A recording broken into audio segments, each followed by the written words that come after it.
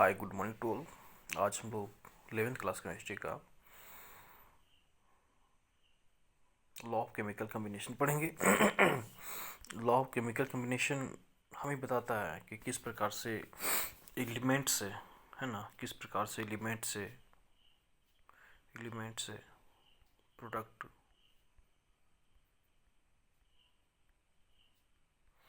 Form होता है ना। मतलब एलिमेंट से प्रोडक्ट फॉर्म होने के 5 नियम हैं, 5 लॉज हैं।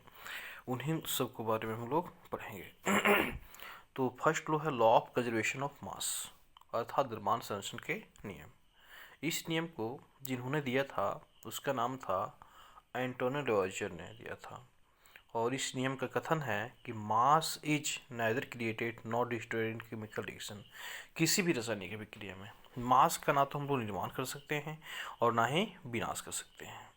आप देख सकते हैं कि यहाँ पे sum of mass of reactants is equal to sum of mass of product. मतलब रिएक्टेंट का जितना मास होगा उतना ही मास प्रोडक्ट का होगा। अगर रिएक्टेंट का मास 10 ग्राम है तो प्रोडक्ट का भी 10 ग्राम है ना। इट मीन्स हम लोग मास को ना बना सकते हैं और ना ही बर्बाद कर सकते हैं। यहाँ पे देख सकते हैं कार्बन प्लस ऑक्सीजन छूटे, दो एलिमेंट बनने के बाद एक कंपाउंड बनाए कार्बन डाइऑक्साइड।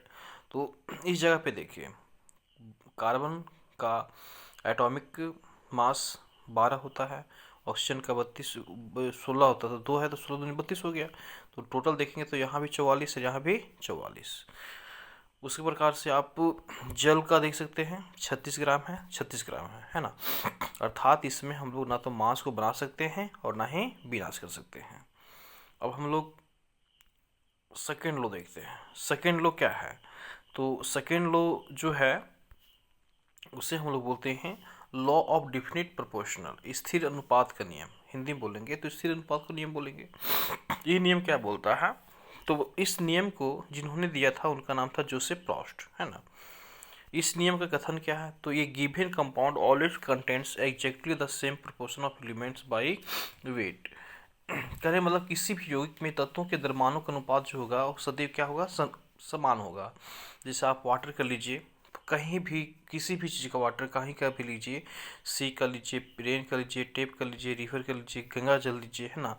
इन दोनों में जो हाइड्रोजन प्लस ऑक्सीजन का जो अनुपात होगा वो हमेशा कितना होगा? 1:8 होगा। 1:8 क्या होगा? 8 होगा। इट मीन्स किसी भी यौगिक में तत्वों के द्रव्यमानों का जो अनुपात होगा वो सदैव समान होगा, डिफरेंट नहीं होगा। आप एग्जाम्पल एक और ले सकते हैं, N2 प्लस H2 जब ये संयोग करते हैं तो क्या बनता है? NH3, अमोनिया बनता है। क्या बनता है? अमोनिया बनता है। इसको हम लोग बैलेंस कर ले तो यहाँ 2 देंगे और यहाँ नहीं, ये N2 प्लस H2, ठीक है। इसको हम 1 मिनट, इसको हम लोग करते हैं संतुलित करते हैं, बैलेंस करते हैं। तो NH3 हो गया तो यहाँ हम लोग 2 देते हैं, ठीक है। तो इसको यहाँ पे हटाना पड़ेगा, यहाँ 2 देते हैं तो इस प्रकार से 2 नाइट्रोजन हो गया, ठीक है। और हाइड्रोजन 3 दूनी 6 हो जाएगा। तो यहाँ पे हमको तो 3 देना पड़ेगा, ठीक है। अब यहाँ पे हम लोग देखेंगे N2 प्लस 3H2 का रेशियो। इट मीन्स नाइट्रोजन और अमोनिया का रेशियो देखेंगे तो नाइट्रोजन का कितना होता है? 14 दूनी 28 हो जाएगा और हाइड्रोजन का कितना हो जाएगा? 6। अब इसको काट लीजिएगा, है ना। तो ये 14:3 है ना, 14:3, 14:3 में आएगा। अर्थात आप किसी भी मेथड से अमोनिया को बनाए, है ना, किसी भी मेथड से अमोनिया को बनाए, हमेशा वहाँ पे नाइट्रोजन हाइड्रोजन का जो अनुपात होगा, रेशियो जो होगा 14:3 ही होगा। अगला हम लोग देखते हैं जो कि थर्ड लॉ है। थर्ड लॉ क्या बोलता है? Law of multiple proportion. तीसरा नियम है law of multiple proportion. This law was proposed by Dalton in 1803। मतलब इस लॉ को डाल्टन ने प्रपोज किया था कब? 1803 में। ये नियम क्या बोलता है? तो इस नियम के according to 2 element can combine to form more than 1 compound, the masses of one element that combine with a fixed mass of the other element are in the ratio of a small whole number।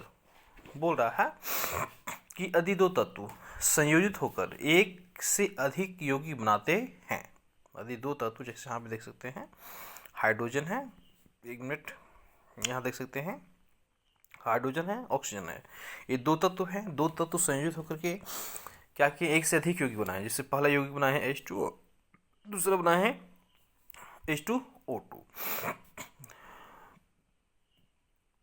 तो एक तत्व के साथ दूसरे तत्व के संयुक्त होने वाले द्रव्यमान छोटे पूर्णांकों के अनुपात में होते हैं। इसको फिर से पढ़ दे रहे हैं हिंदी में। क्या बोल रहा है, यदि दो तत्व संयोजित होकर एक से अधिक तत्व यौगिक बनाते हैं। यदि दो तत्व संयोजित होकर एक से अधिक यौगिक बनाते हैं तो एक तत्व के साथ दूसरे तत्व के संयुक्त होने वाले द्रव्यमान छोटे पूर्णांकों के अनुपात में होते हैं। अब हम लोग इंग्लिश में देखते हैं क्या बोल रहा है। If two elements can combine to for than one compound, to form more than one compound, the masses of element that combine with a fixed mass of the other element are in the ratio of a small whole number। देखिए यहाँ पे hydrogen oxygen मिलकर के दो यौगिक बनाए हैं H2O और क्या बनाए हैं H2O2। तो अगर हम लोग इसका देखें तो हाइड्रोजन का 2 ग्राम हो जाएगा, ऑक्सीजन का 16 ग्राम होगा। इसमें देखिए हाइड्रोजन का 2 ग्राम हो जाएगा, ऑक्सीजन का 32 ग्राम होगा। तो यहाँ पे देखें तो हाइड्रोजन का जो मास है वो क्या है, फिक्स्ड है। क्या है, फिक्स्ड है। तो यहाँ पे लिखा हुआ है कि the masses of the element combine with a fixed mass. तो फिक्स्ड मास के साथ कंबाइन किया है, तो उसको ना लेकर के जो इसके साथ कंबाइंड हुआ है, ये बना है ऑक्सीजन वाला, इसका रेशियो देखेंगे। और जब रेशियो इसको देखेंगे तो हम लोग को क्या प्राप्त होगा, 1:2। क्या प्राप्त होगा, 1:2। अर्थात इसमें जो भी कंबाइंड होते हैं उनका रेशियो हमेशा क्या होता है, स्मॉल होल नंबर होता है। कहने मतलब है कि 1:2 हो सकता है, 2:3 हो सकता है, 3:4 हो सकता है, लेकिन कभी ये नहीं होएगा कि 1:2.5 हो, 1:5 हो, ऐसा नहीं हो सकता। और ये हमेशा स्मॉल होल नंबर ही होगा। नेक्स्ट हम लोग देखते हैं, नेक्स्ट क्लोज क्या है, चौथा लॉ। चौथा लॉ को हम लोग देखते हैं क्या चौथा लॉ बोलता है। इसको देखें तो चौथा लॉ बोल रहा है कि इसे चौथा लॉ को बोलेंगे Gay Lussac's law of gases volume, है ना। This law was given by Gay Lussac's in 88, है ना। ये क्या बोला था, व्हेन गैसेस कंबाइन और produce in a chemical reaction they do so in a simple ratio by volume provided all gases are at the same temperature and pressure.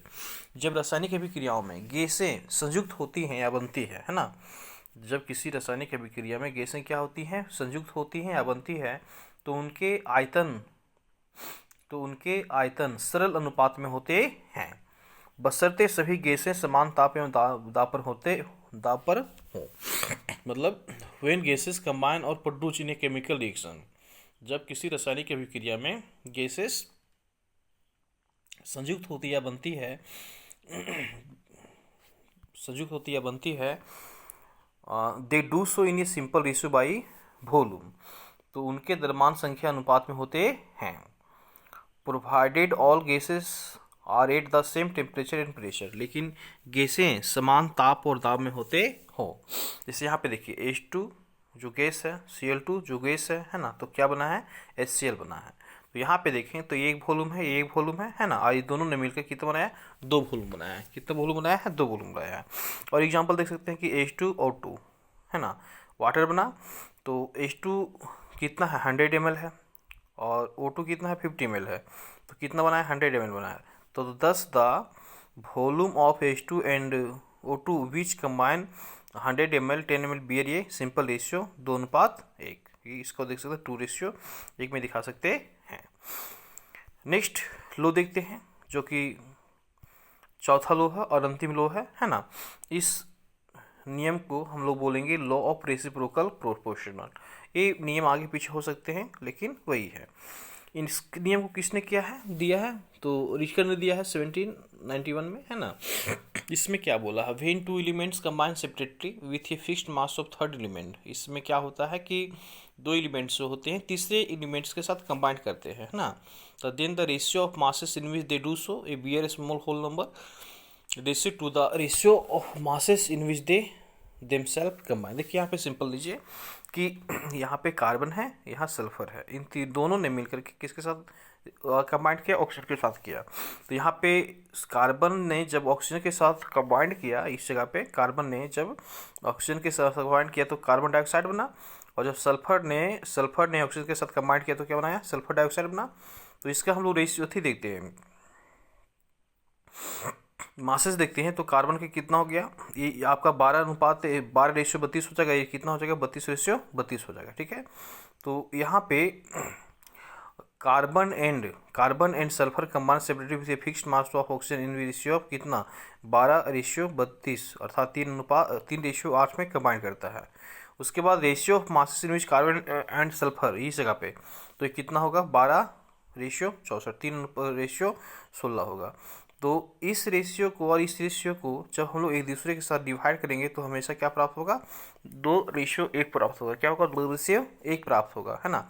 It means ये जो combined होते हैं वो हमेशा हमें जो प्राप्त होगा, क्या प्राप्त होगा, स्मॉल होल नंबर रेशियो प्राप्त होगा। यही आपका क्या था, लॉ ऑफ केमिकल कम्बिनेशन, जो कि टोटल कितने थे, 5। अब अगर वीडियो आपको अच्छा लगा हो तो प्लीज़ लाइक एंड सब्सक्राइब करें। धन्यवाद।